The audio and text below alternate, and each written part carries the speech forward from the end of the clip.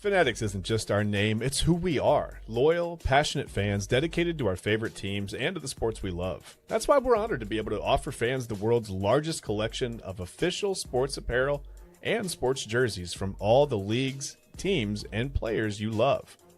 We feature a wide selection of gear from every league, including NFL, MLB, NBA, NHL, and NCAA merchandise, which allows us to serve fans of football, baseball, hockey, basketball, lacrosse, soccer, golf, and everything else that gets your heart pumping. Go to fanatics.com by using the QR code on your screen right now to celebrate your teams.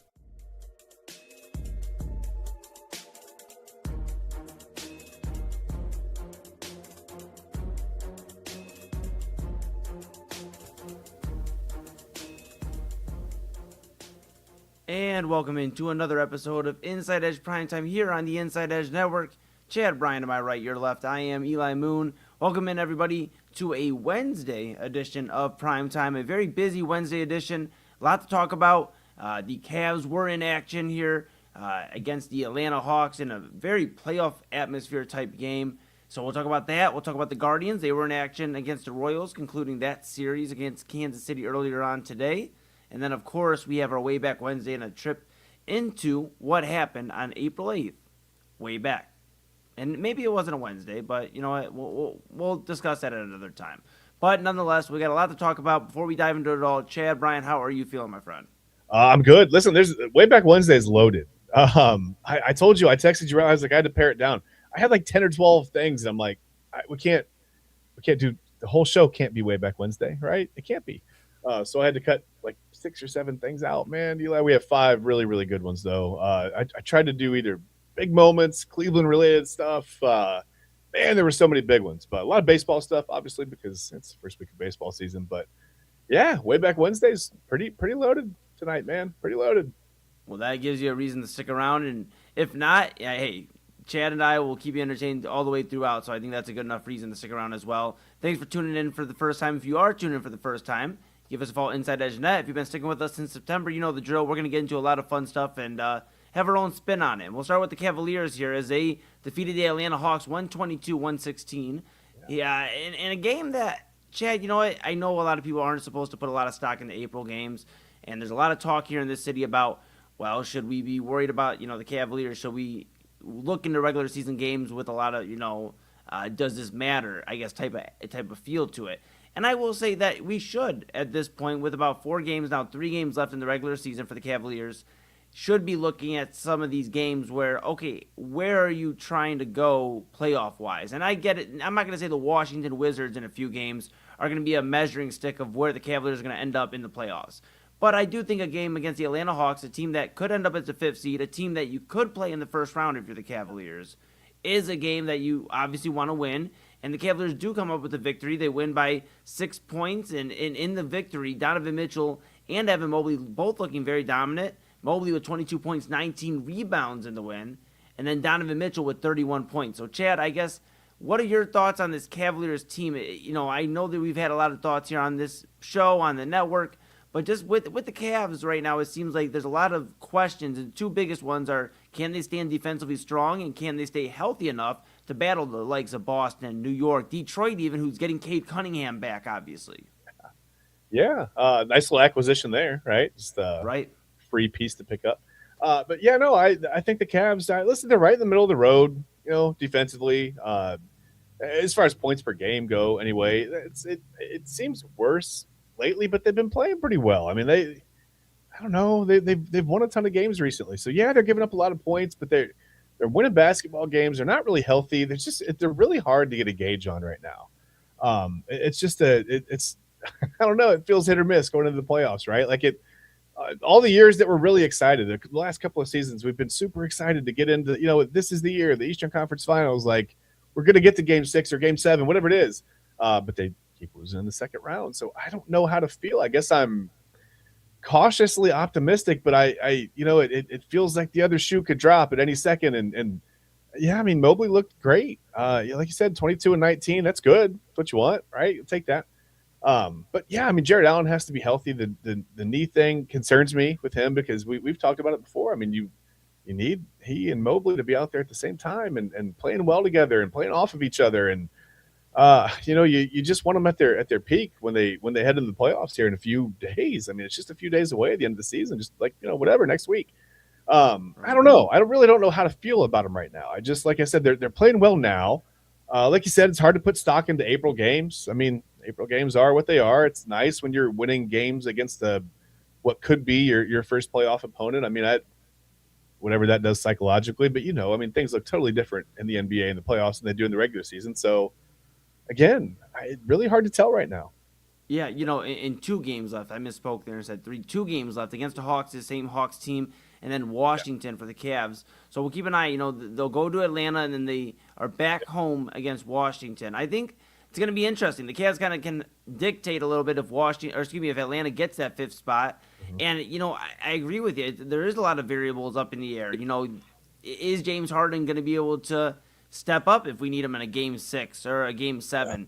Is Donovan going to have enough health? We see him with the ankle, walking off the other day. Is his ankle going to hold up? Is his body going to hold up for a deep playoff run? Same with Jared Allen, who, yes, they're saying he won't be 100%, it seems like, until this offseason, which just kind of seems to be a trend nowadays. Which you hope comes later than sooner. I mean, I don't know. Right. And then you look at Evan Mobley, obviously you have just the question of if we need to look at Evan Mobley to lead a series, if it is against the New York Knicks and Karl Anthony Towns, if it is against these Detroit bigs and Jalen Duren and these guys that are, standing strong, Isaiah Stewart, is Evan Mobley going to be able to do that? And I don't know. I guess those are the questions you have. Defensively, they're giving up a lot of points typically every night, and that's a problem. I mean, Boston has that championship DNA. This team especially, this team with Tatum, Brown, Derek White, these guys around them. I think they have this type of mindset where they can shut down a team and only allow 95 points. We've seen it.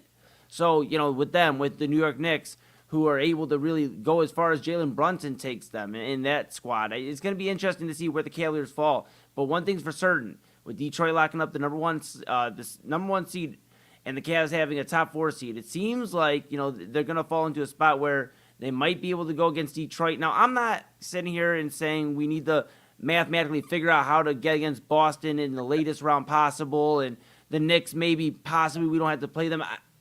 You got to play who you got to play, Chad. I feel like that's a dangerous game because you're going to play good teams. It's the NBA. I mean, these are the playoffs. You're going to play great teams. Maybe not great teams. I'm not all-time great teams, but for right now, good teams, good enough teams to get the top 4 seeds. So yeah, I think I agree with you. It's just play them as they come. Yeah, and there's a lot of teams that I'm not really too concerned about. One team that is interesting enough though, and they're sitting at the 9th spot right now, is the Charlotte Hornets. They've been on fire after the All-Star break, and I think they are a team that I don't think anybody really wants to play, especially Detroit, so we'll kind of keep an eye on that because they're going to have to go win 2 games to get into, maybe the 8th spot there, and that'll be interesting enough. I think Charlotte's a team to keep an eye on. I think this Atlanta team, since they got Kuminga and they really made some moves at the All-Star break, or the trade deadline rather, I think they've been an interesting team. Yeah. So those are some teams, if you're the Cavaliers, are going to be some dogfights. Orlando is a team that, okay, they've had their struggles, but they're starting to figure it out. They're sitting there in the 7th spot. Same with Toronto. They're in 6th spot. Philadelphia, they just got Paul George back from his suspension. So there's a lot of variables in this Eastern Conference. But the one thing is for certain, I'm not trying to figure out the math to avoid Boston or New York, or if you're avoiding Detroit. It doesn't make any sense to do that. You have to play these teams. You have to defeat them. And if you're the Cavaliers, you've already ran into New York. You've already ran into Boston. Wouldn't you want to go defeat these teams that were in your way? The big talk was, when LeBron was here the first time, was can he get through Boston? Can he get through these teams that were his kryptonite. If you're the Cavaliers, if you're Donovan Mitchell, don't you want to beat Jason Tatum and Jaylen Brown? Don't you want to beat Jalen Brunson and these guys? And I think that's the biggest thing is if you're the Cavaliers and you're the guys on this team, you're not worried about your route. I think that's more of a fans in the outside looking in type thing is, well, we don't have to play matchup-wise. These guys are going to have to play a very good Western Conference team if they make it to the finals, whether it's OKC, if it's San Antonio, Denver, one of these squads. And, if the Lakers can get a little healthier, I know Luka Doncic obviously out indefinitely. We'll see when they get Reeves back. But one of these teams in the Western Conference are going to have to play good teams is all I'm saying here, Chad. Yeah. And so I think the trying to figure it out and avoid teams doesn't make any sense to me. These are professional basketball players that are trying to get over the teams they just haven't been able to. Allow them to do so. Let's go play Boston. Let's go play New York. Yeah, I understand wanting an easier path, but if it comes naturally, that's great. I don't know how you could even, I don't know in what way you would try to finagle your way through an easier path. I mean, to me, it just feels like a little bit of a loser mentality. It's just, hey, I mean, go out there. Let's just beat whoever they put in front of us. I don't care who it is. I don't care if it's the 1 seed, the 2, the team that's had our number all year in Boston or whatever. It doesn't matter. They match up pretty well against Detroit, so that seems like a bet. But who cares, right? Like you're probably gonna have to beat one of these teams. So yeah, I think counting on avoiding or thinking about or dreaming about avoiding one of these or both of these teams, it just feels like, what do you do when you finally get them, right? It feels like a huge mental block there. I mean, if you just have the mindset of, hey, it doesn't matter whatever, we're running through everybody. Whoever's in front of us, that's who we're going to beat, right? We'll figure out a way. Right. I feel like that's the mindset. As fans, it doesn't really matter. We can debate it. We don't have any effect on the game, So I really doubt the players. I don't want to say they don't care who they play, but yeah, in a certain sense, I don't think they care who they play. I think it's just, hey, whoever's out there, we're going to put a game plan together and we're going to go figure it out. We're going to try to execute and hopefully win. Right, and I guess that's my point earlier is, as much as people are looking at Boston and New York and these teams at the top in Detroit, I give respect to Detroit. They're the first seed, obviously, in the Eastern Conference for a reason. But at the same point in time, there's teams that have got hot, even though they're lower than the Cavs in the standings, that have been hot after the All-Star break, that I think, if you try to match up, with the teams up top and try to avoid them, you could play yourself into a spot where you're having a tougher first or second round matchup against a team that, like Charlotte, like Toronto, like Atlanta, one of these squads there. So that's, the Magic freaked me out a little bit matchup wise. I just all year I've been looking at Orlando like, I don't know. Like, I don't know. They've already given the Cavs a tough run for their money, a few years ago. So, I mean, it doesn't surprise me that Orlando would be a team that would give a little bit of fear here to the Cavaliers fans, because, the Wagner brothers, you have these guys led by Paulo Banchero. It's interesting, Chad. But I think if you're the Cavs, you just go into it and you put your best foot forward and you just hope that Donovan Mitchell and James Harden, this backcourt, can lead you. They can stay healthy enough. You can hope that Jared Allen can stay on the court and really just assert his dominance like he's done during these stretches of the regular season where it's like, okay, this is Jared Allen's offense. He has to get going early for them to really thrive. So can maybe he do that over a 7-game series, though, against a team like forget Orlando, against a team like Boston or, one of these Western, if they get to the finals, I mean, is he able to do that? Is he able to, with whatever's going on in his knee, is that a thing he can physically do? Yeah, you wonder. And, that's when you hope Evan Mobley can step up and guys like Thomas Bryant off the bench, And you obviously don't want to be relying on Thomas Bryant, all due respect, but you don't want to be relying on him in a 7-game series to be your backbone as your big man. I mean, he did put some work in against the Cavs, with Indiana last year, but you would hope that he is more there to, reassure the second unit, ensure that up. And you hope Jared Allen and Evan Mobley can just be the force they can be, that Evan Mobley can pick and choose his shots and really be strong defensively. Because if Jared Allen does miss some time in the postseason, you're not looking at Evan Mobley to give you what he gave you tonight, which is 22 points, 19 rebounds, be a force defensively, and really have that. But one thing's for certain. I don't think we're going to see 2018 LeBron-type efforts out of Donovan Mitchell lead us to a finals appearance. It's going to have to be some nights where James Harden leads the team in scoring, or Jared Allen, or Evan Mobley, or you're going to have a night from one of these three-point shooters like Strus. The other night, earlier, we hadn't even talked about yet. Yeah. Strus or Merrill or one of these guys that stand out that could really get hot from the three-point line. Maybe that's what the Cavs need, is just a little bit of team ball here. And you would hope that some veterans, you have Schroeder off the bench. You would hope that these guys can make a difference. That's why he went out and got them. But Yeah. one thing is for certain: if they're not healthy, it's going to be tough to beat anybody. Yeah. They do bring a certain toughness factor, but like you said, you have to kick it out on the court. Then it's really hard to. Well, some guys can try in the NBA, but it's hard to be a tough guy from the bench. Yeah, sure is, pal. Sure is. Sure is. Hey, we'll keep an eye on these Cavaliers. They have, like I said, 2 games left in the regular season. They are now 51-29 on the year. So we'll see if they can get to 53 wins. That is the most they can get on the year. We'll see if they can do it. And then we'll start talking about the postseason here on the Inside Edge Network. If you're just tuning in for the first time, we appreciate you. Follow us at Inside Edge Net. And Chad, you have something to say to the people out there?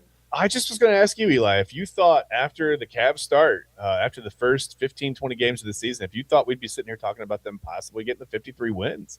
I didn't. Yeah, me either. I mean, there was a lot of stuff going on, but it was also a completely different backcourt. Yeah, it was. One, a guy that now plays in Los Angeles, and Darius Garland. We wish him well, but completely different timeline the Cavaliers are on now. It is win now mode. There is no core 4 anymore. It is core 3, you can call it, with the add-on of James Harden. But this team, especially depending what happens in the postseason and the playoffs for this team, could be a completely different look. If they bring in another superstar to try to just, essentially, people called Michigan buying their win in the NCAA. The Cavs may have to buy their win for an NBA championship if it doesn't work out this year. But one thing's for certain, they're going to give it a go with this backcourt. And I feel at least good about the backcourt in the star power of it. They're going to be there until the wheels fall off. James Harden hasn't been to an NBA final since 2012. Donovan Mitchell's never been there. So Pretty wild. We'll keep an eye on it, pal. Yeah. One thing's for certain, we're going to have a lot more to talk about when we come back. We're going to talk about the Guardians. They are off to a hot start. If you talk to one of us, if you talk to the other ones, you say they're playing okay, they're playing good, they're playing all right ball. All right, you'll guess which one. I'm sure you can guess which one's guessing, and saying which side of things. But with that being said, we'll talk the Guardians when we come back. They won another series, this time against the Kansas City Royals. We'll talk about their offensive explosion, if this is something we can expect moving forward. And then later we go way back on this Wednesday and see what happened on April 8th. Chad's going to take us into a time machine. It's going to be a lot of fun. But this is Inside Edge Primetime here on the Inside Edge Network. That's Chad Bryan to my right, your left. I'm Eli Moon. Make sure you use the QR code during the break and get some great deals through our partners of Inside Edge Network. Back after this.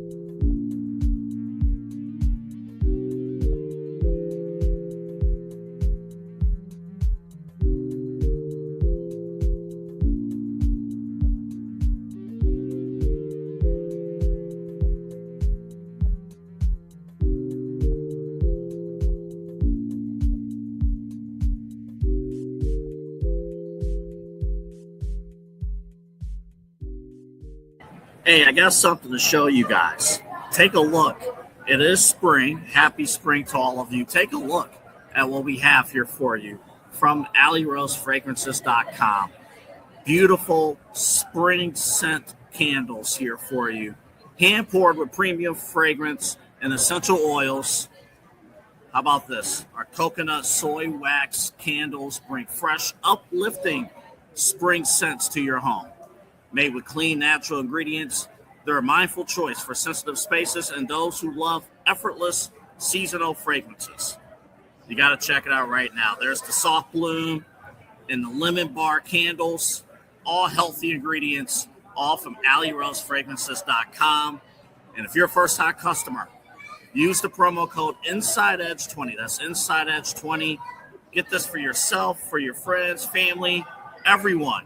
You want a good-smelling home, AlleyRoseFragrances.com will make it happen. Again, AlleyRoseFragrances.com. Get the new spring candles. And when you order, if you're a first-time customer, InsideEdge20 is the promo code. Whether you're searching for a baseball autographed by your favorite World Series slugger, a signed football by an iconic Hall of Famer, or the jersey of a world-famous soccer star, you've come to the right place. Here at sportsmemorabilia.com, the web's leading source of authentic sports memorabilia, you'll find more than 500,000 authentic products from nearly every professional sports league, team, and player. Not only will you find your next prized sports possession with ease thanks to superb customer service and tremendous site experience, but you'll have the satisfaction and peace of mind that every product listed comes complete with a certificate of authenticity and is fully backed by the sportsmemorabilia.com lifetime authenticity guarantee.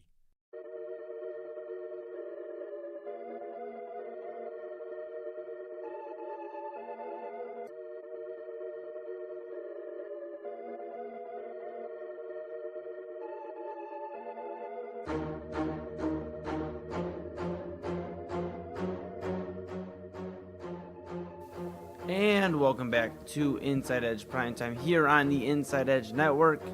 Chad, Bryan over there to my right, your left. I am Eli Moon, and we are back for another segment here on this Wednesday edition of Primetime.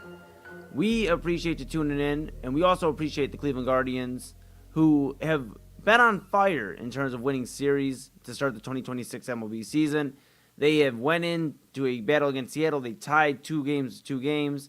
They beat the Dodgers in a series. They beat the Cubs in their home opener series, and now they've beat the Royals in their series, taking 2 games to 1 game. They go in against your Atlanta Braves, Chad, and look, we don't have too much time to talk about the Braves and Guardians series on air, live while it's taking place, so we'll have to react next week. But how do you feel about the Guardians? They went 10-2 against the Royals. I mean, what did you make of the game today? I mean, it's good to see the bats wake up a little bit. Angel Martinez goes 4 for 5 with a grand slam. That was nice. Kyle Manzardo got a hit. He's creeping ever closer to that, that level that we all want to see, a good all-star. Well, maybe not the 100 mark, but that's okay. He's creeping toward the 100 mark. Listen, I told you, bad starts at the beginning of the season. They look bad because it's the beginning of the season. Hopefully he'll get going, but yeah, that's alarming. 087 after today's game. After going 1 for 2, but yeah, Rhys Hoskins was 3 for 4 with an RBI, and I know he hasn't hit any home runs yet. He hasn't got he's not quite the big right-handed bat that you'd hoped for just yet. But it's early and it's cold, and the ball doesn't really carry right that well in this weather. And by the way, you said something a battle in Seattle. That sounded like a Muhammad Ali fight. That just rung a bell for me. But Thrilla, Manila, the battle in Seattle, whatever. Yeah. Maybe these 2 teams will play in the playoffs, and they'll be in the ALCS. It'll be the battle in Seattle, like some big game there. Well, hopefully we have home field. Yeah, you would like that, but there's at least going to be a couple games there. But yeah, as far as watching, like thinking about my Braves, not my Braves, I don't know, but the Braves just kind of taking on the Guardians. I mean, 2 teams that are 8-5, they've gotten there in very different ways.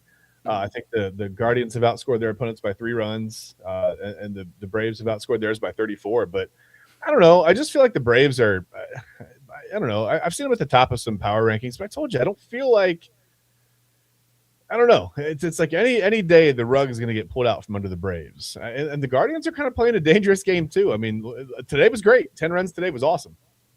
But a lot, they're winning 2-1 and, whatever. not scoring too many runs. They haven't really gotten hot yet. I know the weather hasn't gotten warm either, but I don't know. I don't know. I really don't know what to make of it. It's so early on in the season. Maybe let's get back to this in May. I will tell you in May what I think of the Guardians, and maybe I'll tell you what I think of the Braves if you want to hear it. But 10 runs was a good look today for him. Angel Martinez getting him going. You want to see if I don't know. You'd like him to be consistent, Eli. And I'm trying to find a bad thing to say. It's hard to find a bad thing to say about a team that's winning games. It's just so backwards, from the Browns. It's like the Guardians really aren't outplaying anybody, but they're winning games. Where the Browns will outplay their opponent and lose by 17. It's wild. Yeah, I mean, but here's the thing. I think they're playing good ball, and you were tough on the Braves to start the year, with the pitching staff. But I mean, they are 8-5, and Ronald Acuna's. Yeah, and Ronald Acuna is only batting 204 right now. He's really not even really hitting the cover off the ball yet. So for them to be doing this without their best player offensively doing, what he's doing offensively, which isn't much, that should be promising for Atlanta fans. And I think for the Guardians, we're just talking about Cal Manzardo trying to get to 100 batting average. I mean, imagine he starts getting going. And DeLauder's been a pleasant surprise. Already had 11 or 12 RBIs on the season. RBI, I'm sure somebody's going to come after me for the way I just said it. But you have DeLauder, you have Jose Ramirez who's starting to wake up. I think the addition of Juan Brito is very interesting, and I think it's something that we should be looking at because there's a reality where, okay, Juan Brito can play shortstop too, if I'm not mistaken, and there's a reality where, okay, he could be the guy at short or second, I think more so short. And Bazana, I told Papa Moon the other day, I said, don't be surprised if in 2027 your starting infield is Juan Brito and Travis Bazana. It's just a very strong likelihood if Rocchio and Arias can't continue to really impress. And I know Arias obviously now out, a month or two, with this recovery. So it's going to be tough to really impress when you're on the IL. And then Bryan Rocchio, I mean, he's seemingly must have heard me. He must have heard me somewhere, Chad, because he has been hitting the cover off the ball here and there, and that's something that's going to keep him in the lineup. But I do think the addition of Juan Brito makes it interesting for, a guy like Gabriel Arias, who we were already talking about. Is he going to be here come June, July, August on this roster? He can't be DFA'd anymore, or that's it. Another team's going to probably pick him up, and then he's somewhere else. So I think it's interesting to see, with Brito coming up and already getting a few doubles, getting an RBI today. I think that's, we talk about Bazana putting the pressure on Arias and Rocchio. Well, there's another guy, and it's Juan Brito, the 19th ranked prospect for the Guardians, and a guy that doing pretty well so far. Yeah, no, it doesn't look overwhelmed, to say the least. I think it's like I keep looking at Travis Bazana, and I want him to come up, and I want him to be that Ryan Sandberg type of second baseman, right? Where you get good, solid defense from him out of the middle, and he's hitting 40 home runs or whatever. I mean, it would be great, right? It would be a dream. But yet to homer this year in Columbus. He's hitting 231. He's only struck out 8 times in about 43 at bats. That's not terrible. He's putting the bat on the ball. I think it's just a matter of time. They want to see him barrel it up a little bit. I don't know. Could they call him up sooner than later? I'm not sure. You call up your number 1 overall pick, who's, I don't know. I mean, I guess the perception would be that he's struggling a little bit, right? 231, no home runs. You expect him to be a bigger bat and gravitate his way toward the middle of the lineup. I mean, you want to see him having some success in AAA. But at the same time, I don't know. I mean, we've got this lockout looming, and I think the rules are all different. You're seeing prospects that don't even have major league time getting extended, 8, 9, 10 years. It's wild. It's just we're at a weird time in baseball right now where I wouldn't be surprised if they called Bazana up tomorrow, despite him hitting 231 with no home runs. It's sometimes people say that the difference between AAA and Major League pitching is that the Major League pitching is always around the plate, right? Where AAA guys are trying to refine their control a little bit or the location, whatever, and Major League guys are a little more predictable. Doesn't get easier to hit per se, but it's easier to kind of, you can tunnel pitches a little bit more. Not from a pitcher's perspective, but from a hitter, you kind of know where they're going to be, where they're going to come from, whatever. So maybe that's something that helps Bazana, just pitchers being more consistent location-wise. Maybe he gets the bat on the ball a little more. I mean, he's not having a swing and miss problem right now. So I don't know, Eli. I'm not really sure what they do with him. Yeah, I think it's going to matter on how much more Juan Brito develops, because I think they're going to want to see how he develops at second base there, if he can continue to be strong there.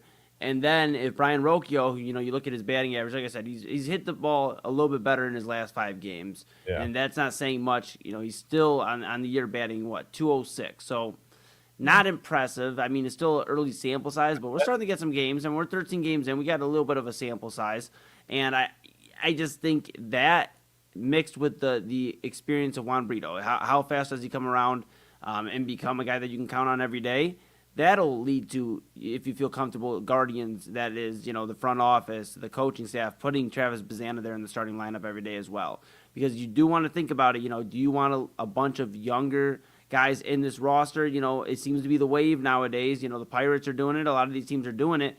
But you already have DeLauder up here. You now have Brito up here. You have some guys that are still younger in terms of service time. So they're definitely going to consider all those factors. But I think if Juan Brito can keep coming around, and if Bryan Rocchio starts to struggle, you see him dip below 200 again, he goes on a 4 or 5 game hitless streak, I think you could see Travis Bazzana get up here. And the worst that happens, I guess, is if he doesn't hit the cover off the ball, you send him back down. And I know there's a fear of, well, does that mess up his confidence? I mean, that's a chance I guess you're going to take if you're the Guardians, because if it does work out and you can bring him up, and then, I'm not going to say they're going to spend any money on him, because I think that's kind of crazy to say. If you're, that's why Jose Ramirez getting inked to the deal he did was so shocking. So I'm not going to sit there and say they're going to spend money on him like the Pirates just did Connor Griffin, but you at least get a better idea. Pirates, like of all teams, though. I mean, that's like, to see them extend someone was crazy. It was shocking. Yeah, it was shocking. I don't think the Guardians will follow in their footsteps with a Bazzana contract, but I do think they'll get at least an idea. And if they do want to make that move, because I keep hearing, the reports of maybe these contracts are going to be grandfathered in, so that's why the Connor Griffin contract's so significant, because, okay, now they have him locked up for almost the next decade. Or really, the next decade. So it's going to be interesting, but I do think we're going to be inching closer to a Brito and Bazzana infield at some point this season. I really do. I certainly get the vibe of that, because the fact that Juan Brito came up and, like you said, he didn't look overwhelmed, hasn't looked overwhelmed, and he's really looked sound in the bottom part of that lineup for the Guardians.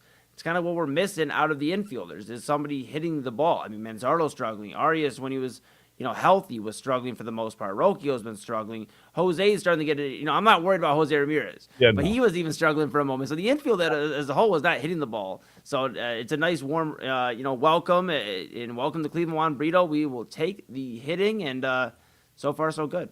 Yeah, 8-5, despite really, so many guys, like you said, hitting under 200 in the lineup. You'll take it, but you're putting a lot of pressure on that pitching staff right now.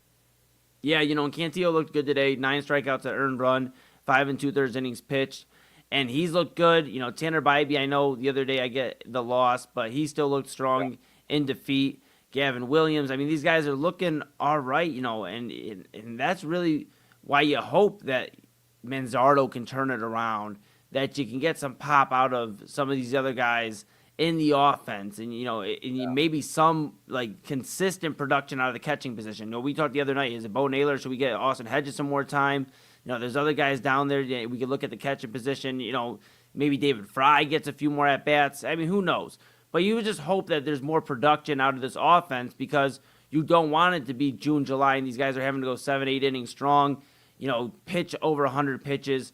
Just to get some W's then to clinch up the division, because it's all for naught if you get bounced in the ALCS again, or worse, the ALDS or the wild card round. It's kind of a sad story, but in order to beat these teams like the Yankees and now the Mariners, the Blue Jays, who I know they've had their struggles early on, but they are the reigning AL champions, to beat these strong offenses, you're going to have the arms rested enough. Healthy enough. And so that's why you hope they don't have to go through the dog days of summer pitching 7, 8, 9 innings every freaking game, And getting every single win is a rough way to go down the stretch when you're when you get into July and August, man, that's gonna be tough.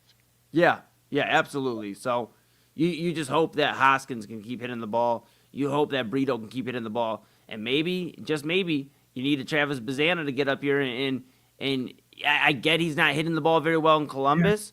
Yeah. But there's also Connor Griffin wasn't hitting the ball very well in spring training. They sent him down, and I get he was doing better. I guess it's a different thing because he was then hitting the ball all right in AAA. But all this to be said, there's not really a large sample size of his AAA time here either, with Travis Bazzana. And I'm going to take the averages of what he's done in his college career and what he's done in the minor leagues leading up to this point, which has been pretty sound. So I'm going to go off that more so than the 13 games or so he's played in Columbus. I understand it's something to be concerned about, Chad.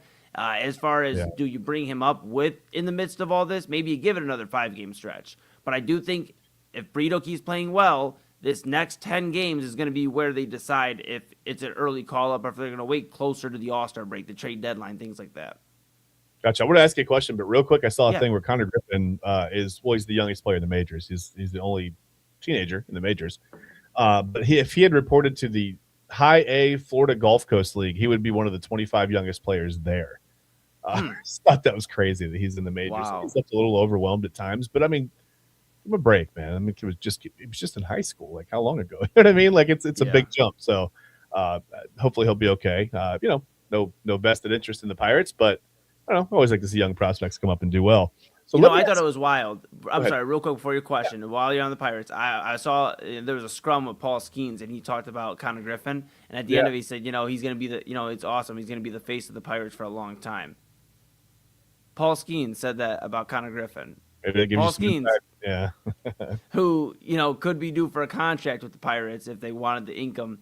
He could be the face of the Pirates. But I think that's going to happen, man. I think that gives you some insight into just where his mind is as far as his future and where it might be and where it might not be. Yeah. What's your question, my friend? Well, I was going to ask you about the Guardians. Who do you think, if there's one guy, if your gut tells you, hey, there's one guy in this lineup, if he starts going, and I don't mean he's got to hit 580 with a million. I just mean if one guy starts to get into his groove, right? Like you have a month where somebody hits 285 with 6, 8, maybe 9, 10 home runs, whatever. Who is it? Hoskins? Is it Jose Ramirez? Is it Brito? Maybe, who knows? Who is it that gets the rest of the lineup kind of settled in and comfortable, and maybe they start hitting as a team? Sometimes it just takes that one guy. DeLauder isn't, he hasn't gotten the team over that hump yet, so maybe one more guy in that lineup that you just can't really pitch around or whatever. You got to, I don't know. Does that question make sense to you? Is there one guy in that lineup, if he gets going, the rest of the team figures it out and they get going too? Yeah, I mean, I think there is one more guy that needs to get going. It's the guy we've talked about earlier on in this segment. It's Kyle Manzardo. There's a lot of times where there's guys left on first or guys left on first and second, and he's counted on to drive in those runs, and he hasn't been able to. And I think if we can get him driving in runs on top of DeLauder, bringing in the bottom of the lineup in those innings where the 8-9-1 comes up and he gets one or two of those guys on and he can bring those in. On top of Manzardo, then bringing in the middle of the lineup. I mean, that's where the runs start really shuffling in. That's what makes a team like the Dodgers so dangerous, and that's why they're putting up 12, 13 runs. Now, granted, they have a way different situation than the Guardians, and their lineup's a little bit crazier. But the reason they're so effective is their 8-9-1 can get in a position to where, okay, now they're driving in from the top of the lineup. Now the middle of the lineup is driving all those guys in, and they're just constantly flowing. There seems to be stopgaps with this Guardians offense. It's like, okay, boom, Quan, DeLauder, Jose, and Jose starting to get going more, and then stopgap. And then, okay, a little bit of movement, and then stopgap.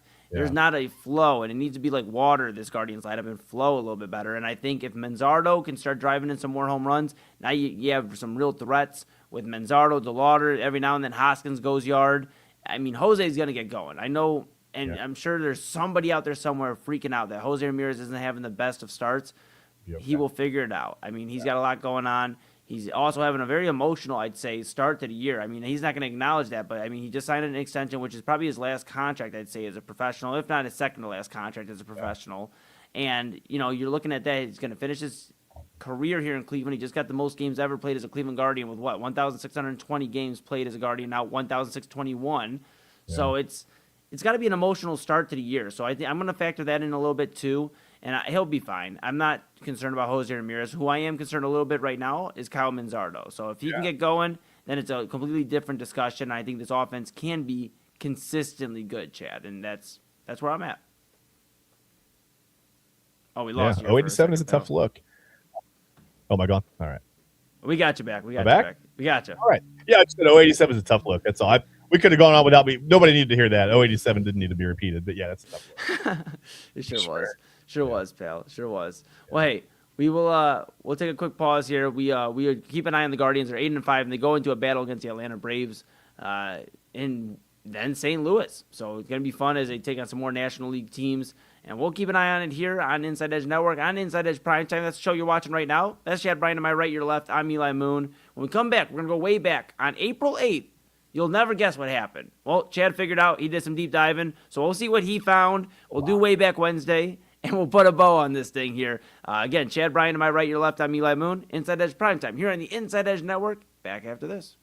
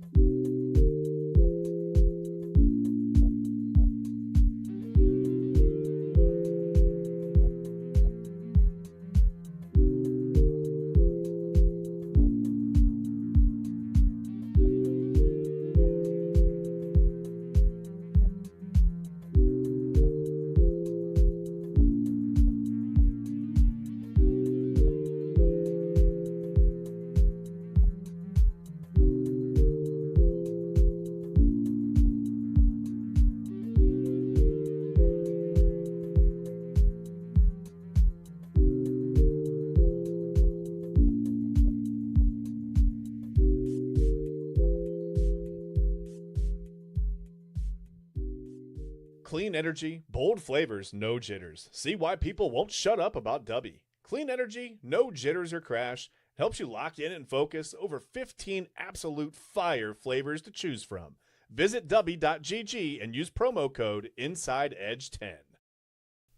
Mosser Moments Photography is a husband and wife wedding photography team based in Cleveland, owned and operated by Ryan and Hallie Mosser.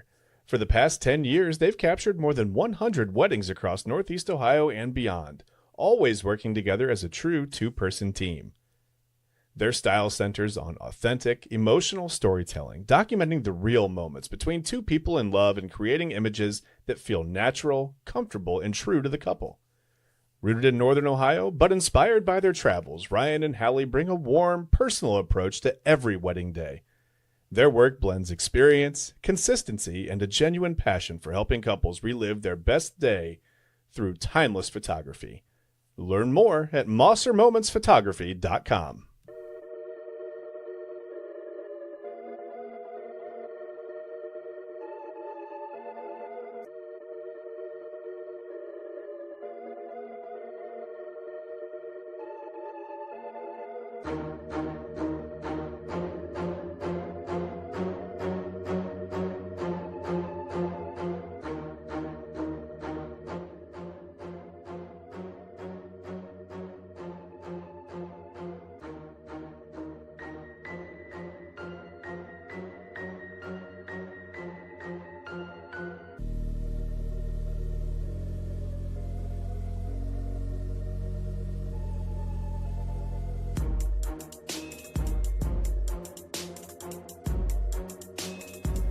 And welcome back to Inside Edge Primetime here on the Inside Edge Network. Chad Bryan over there to my right, which means he would be over to your left. There he is.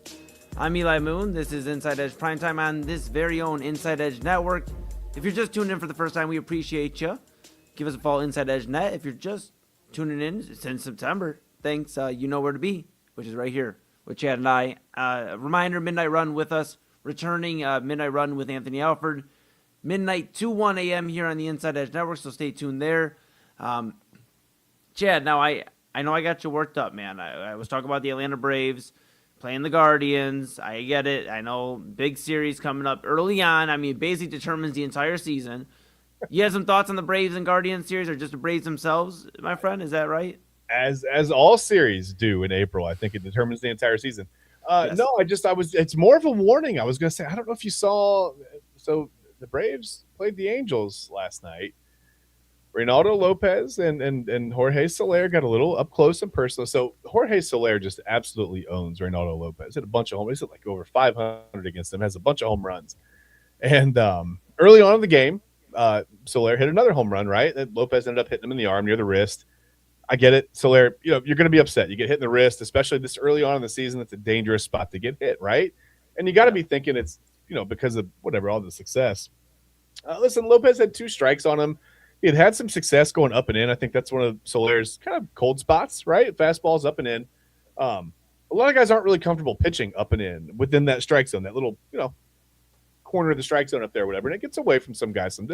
You're so used to throwing, down and away, down and away, down and away. When you go up and in, sometimes it can get away from you. Your mechanics get off, whatever.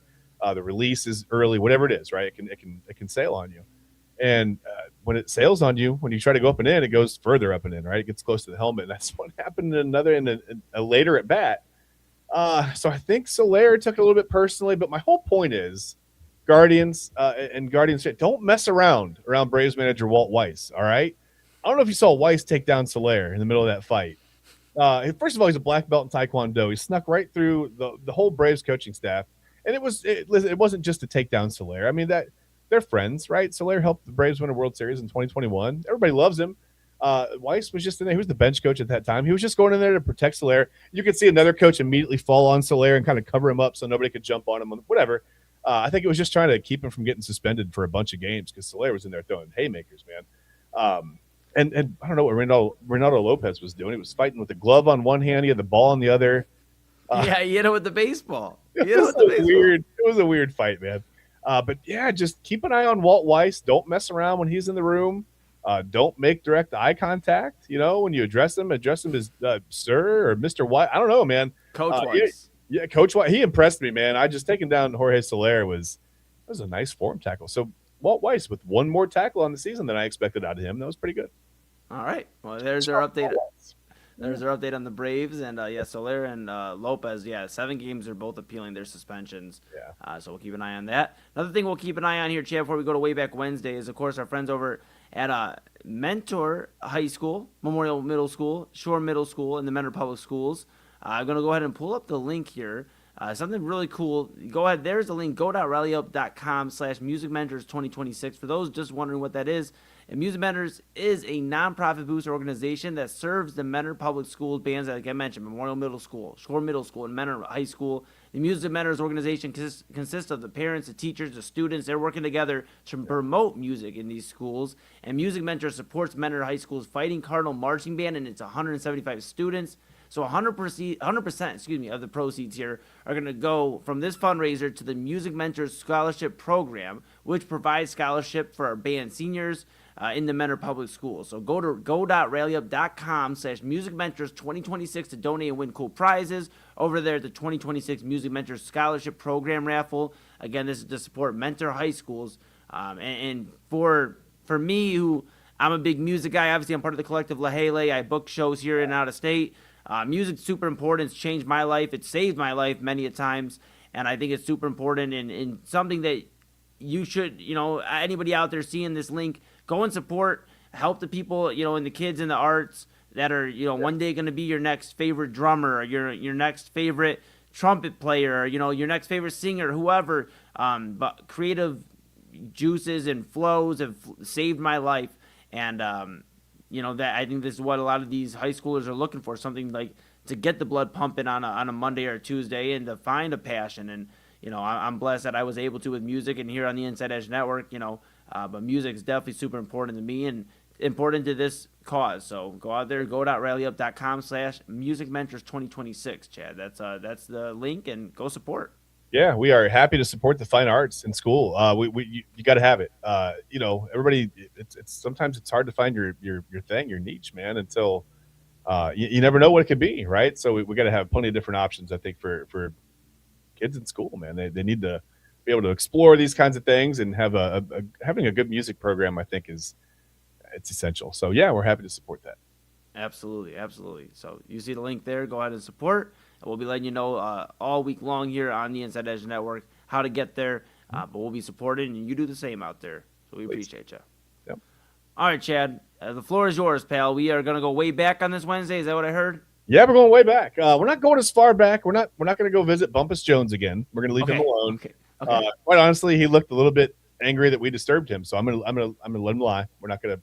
Yeah. We won't see Bumpus Jones again. I mean, I told you he had the first start. He threw a no-hitter, and then he didn't do much else in the major leagues, Eli. He was out in a couple years. So Bumpus wasn't causing a ruckus. No ruckus. Just a small little Bumpus, if you will. That's about it. It was just a speed Bumpus in the history of whatever. Okay, right. It's Wayback Wednesday. Let's just go back to the first entry in this week's Wayback Wednesday. On this day, on April 8th, not necessarily on a Wednesday, but in 1963, the Detroit Tigers claim pitcher Denny McLain on waivers from the White Sox, and McLain would go on to win the Cy Young in 1968. What year was that? 1960 what? 1968. He also won the American League MVP in 1968, won the Cy Young in 1969. He's the last pitcher to win 30-plus games. Denny McLain, Hall of Fame career after being claimed on waivers from the White Sox. So I don't know if the White Sox just didn't realize what they had, or who knows what happened back then. But I thought that was and again, this is going to be a pretty heavily baseball-centric Wayback Wednesday because it's baseball season. A lot of things baseball happen in April, right? But yeah, let's I want to move on because we're going to stay in the 60s, Eli. Do you have any thoughts on Denny McLain at all? I just think it's interesting that we're talking about the White Sox giving up a great player. They're doing the same thing nowadays, it seems like, with Luis Robert and Dylan Cease and all the guys that are just going to different teams. McLain, 131 wins in his career, Chad, 3.39 ERA, and a 19.3 WAR. That means he gets you an extra 19, 20 wins. Look at that. Take it. Absolutely take it. So let's just stay in the 60s. Let's stay in baseball. Let's stay in baseball. And by the way, I get these a lot of these images and these entries come from onthisday.com, the website onthisday.com. So if you're ever sitting around and you're just like, hey, it's a random, it may not be a Wayback Wednesday. You may not have us to tell you what happened on that day. It might be a Friday. And you might go, you know what? If the segment was Wayback Friday, which doesn't sound as good as Wayback Wednesday, but you'd say what happened on, you'd go to onthisday.com and you'd look that day up, and that's how you'd find out. So in 1969, on this day, it was expansion, right? Baseball was expanding. They had to compete with football, so they got bigger. They added 4 teams. So in 1969, the first Major League Baseball game featuring a Canadian team in the Montreal Expos. It always makes me happy when the Mets go down. Eli, the Expos beat the Mets 11-10. By the way, I love that Montreal logo. When I was a kid, I was like, why does it say LO? But it was an M the whole time. I was like, why LO, AO? What are they trying to get away with? Like, what is Montreal doing? But it was an M the whole time. I was a kid. I'm like, why would they say? Anyway, and the other 3 expansion teams all won on that day, by the way. The Royals, the Padres, and the Seattle Pilots all got wins in their very first ever Major League Baseball games, Eli, on this day, April 8th, in 1969. 2 thoughts I have on this. One, there's not a cleaner hat to wear usually if you're not wearing your own team's hat. Besides, I'd wear a Guardians hat, but a Montreal Expos hat, there's not much a cleaner hat than that. Man, no. That's number 1. Number 2, for those wondering who the Seattle Pilots became, they became the Milwaukee Brewers after just 1 season. After their inaugural season, they became the Milwaukee Brewers, which Brewers have been since 1970. So Seattle not only taking the Supersonics, but they took the Pilots from them too, Chad. And you know what? Or is it the Pacific Northwest just saying, you know what? No, thank you. We don't want the Pilots. We'll wait for the Mariners. That's true. They do have the Mariners, so I mean, you know what? Pass for now, right? We had our sample, we had our 1 year. Yeah, we're gonna cancel after the free trial, and we'll wait for the next offer to come along. I don't know, who knows? Yeah. Well, anyway, it's April 8th, and that means this day. Listen, I had to cut these down, Eli. There were so many. I was grabbing everything, man. I couldn't, but this is a big one. This is probably the biggest one on the list, honestly. Maybe we should do it last. But we're gonna do it right now. Okay. On this day in 1974, Eli, Hammer and Hank Aaron hits his 715th home run off of Al Downing in Atlanta. That I wasn't alive, but I've seen that. I've seen the home run many, many times in my life. It's been replayed all throughout my life of being a Braves fan, especially on this day. It is seared into my memory as one of the things that it's probably one of the last things I'll remember on my deathbed when I'm older, man. I won't know what's going on around me, but I'll picture Hank Aaron's 715th home run at Fulton County Stadium. But yeah, broke Babe Ruth's all-time home run record on this day, on April 8th, 1974. And I want to be clear, we've talked about on this show about, you got to let Barry Bonds and all these guys in. They did the PEDs if you're going to let Bud Selig in. But the fact that Hank Aaron did it the right way, it's just like so cool. Yeah. And, a lot of people still consider him like the home run king because technically he did it the right way. And, to beat Babe Ruth, 2 icons at the top of their games. It's very cool, very cool. Not much more to say besides congratulations to one of the leaders of the home run ball. When you think of smashing home runs, you think of Hammer and Hank Aaron. And yeah, I remember reading a book when I was in like 4th or 5th grade. I always read these sports books, and one of them was Hank Aaron. I read an autobiography or whatever on Hank Aaron, and got to learn more about him. And you just kind of get to know that he just really loved his fam. He was like a really just down to earth guy, and just happened to have power like a freight train. Yeah, and he wasn't even that big of a guy, really. Just really, really strong wrists and strong forearms. He was known to walk around using like a grip strength device, essentially, all the time. He had it with him all the time. It was the form. His hands just so fast. You know what I mean? There's such quick hands. Yes. And also as a kid, he would hit folded up, metal bottle caps with a stick to kind of help his hand-eye coordination. So it was all form, and he didn't have like all the tools that maybe everybody else around him had, the resources, I should say. But he made it happen. I think that's like a testament. Like, you can really make it happen with whatever you have around you. It's really about your will and your determination to go out and achieve the dreams you have. And for Hank Aaron, I don't know if 715 home runs was like, that was like, one day I'm going to grow up and hit 715 home runs in, Major League Baseball. But he did, and he's cemented as one of the legends forever. Yeah, or 755, because he didn't stop there. But yeah, you're dang right. That's okay. Yeah, today was the big one, though. It was like I said, the one that's kind of seared into my memory is the one that everybody remembers. Crazy to hit 755 home runs, and everybody remembers one. Right? Yeah. One. That's a career summed up. A legacy is defined by one moment. That's pretty crazy. But yeah, he was so consistent. Anyway, we're going to move on to we're going to stay in the 70s. We're going to go just next year, 1975, 1 year later. Just 1 year later, all this was going on. Hank Aaron had broken the home run record. These two fellas that you see here ran out on the field, and it was a different time and place, and we let them do it. I mean, the police came out and kind of separated them, but Hank Aaron had said that he wasn't really comfortable with it, didn't know what they wanted to do, but said at the end of the day, they were just kind of congratulating him and celebrating. So, he ran along with him for a little bit, because what else was he going to do, Eli? What can he do? So on this day, just 1 year later, like I said, in 1975, how about Frank Robinson debuting as the first African-American baseball manager for our very own Cleveland Indians? They were the Indians at the time, and they beat the Yankees. That's something we always like to do. We like to see the Indians and the Cleveland Guardians, whoever they are, we like to see them beat the Yankees, and they did that in Frank Robinson's managerial debut, 5-3. Yeah, very cool. I love this logo, the C, Yeah. the crooked C. It Yep. looks so cool, and when they wear it on He's getting ready to jump. Yeah, it's so cool. And shout out Frank Robinson. This is awesome, seeing history there. And yeah, 2 Wayback Wednesdays and 2 New York teams losing. I know you were happy putting this together. Yeah, it's just fun, right? You see the Mets and the Yankees go down. I mean, there's nothing wrong with that. Nothing wrong with that at all.